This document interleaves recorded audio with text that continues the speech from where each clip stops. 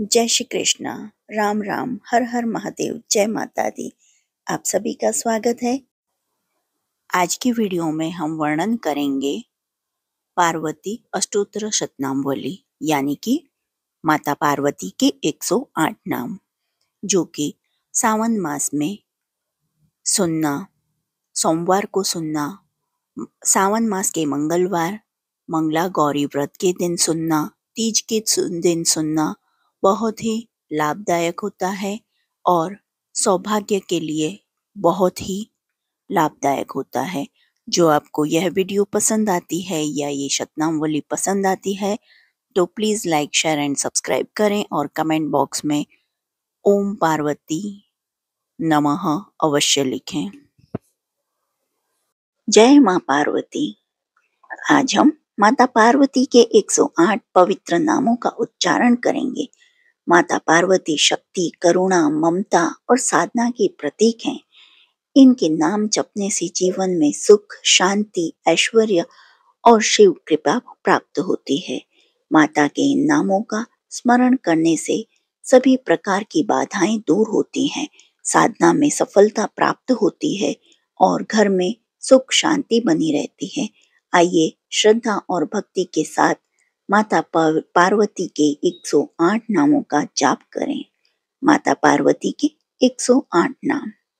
ओम पार्वत्यै नमः, ओम गौर्यै नमः, ओम काल्यै नमः, ओम हेमवत्यै नमः, ओम ईश्वर्यै नमः, ओम शिवायै नमः, ओम भवान्यै नमः, ओम रुद्राण्यै नमः, ओम गिरिजायै नमः, ओम शैलजायै नमः, ओम शैलेन्द्रतनयायै नमः, ओम गौतम्यै नमः, ओम जगद्धात्रे नमः, ओम अंबिकायै नमः, ओम उम्याय नमः, ओम शिवप्रियाय नमः, ओम मृडान्ये नमः,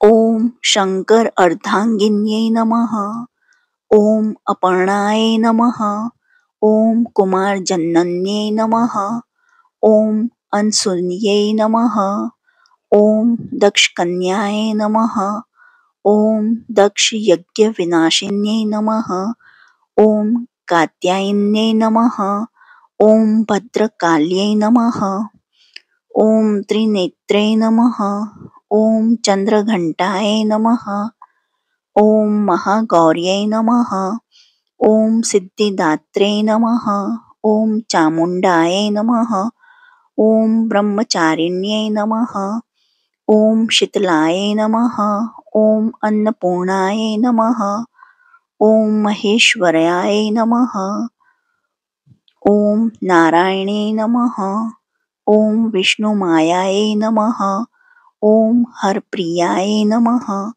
ओम कामाक्षे नमः, ओम भगवते नमः, ओम आध्याय नमः, ओम कात्यायन्ये नमः, ओम मृणालिन्ये नमः, ओम कौशिक्ये नमः, ओम क्रियाशक्तये नमः, ओम शक्तिस्वरूपिण्ये नमः, ओम शिवदूत्यै नमः, ओम उग्रचंडाय नमः, ओम महालक्ष्ये नमः, ओम महाकाल्ये नमः, ओम महादेव्ये नमः, ओम दुर्गाय नमः,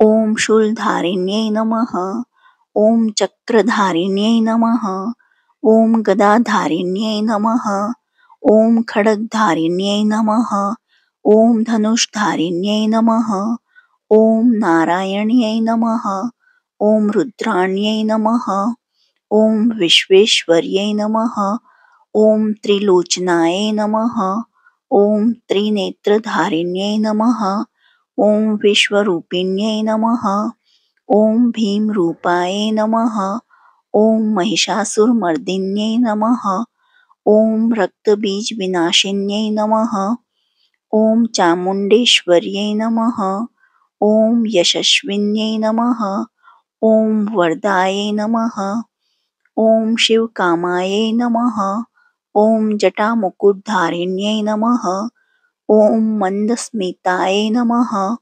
ओम सत्याय नमः। ओम सर्वमंगलाय नमः। ओम हेमवर्ण्याय नमः।